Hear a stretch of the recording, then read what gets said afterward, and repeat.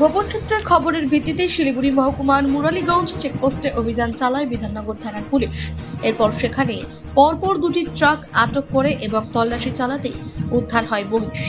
যদিও দুটি ট্রাকের চালকদের কাছে বৈধ কাগজপত্র দেখাতে বলা হয়, তবে চালকরা কোনো বৈধ কাগজপত্র দেখাতে না পারায় দুটি ট্রাকের চালককে গ্রেফতার করে এবং দুটি ট্রাক বাজেয়াপ্ত করে এবং থানায় নিয়ে আসে।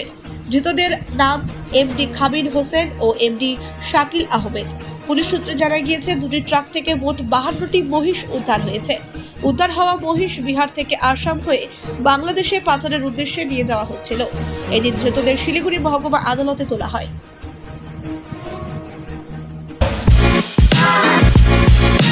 Want luxurious interiors at affordable prices? Get your dream home interiors at Swerve Squad Group.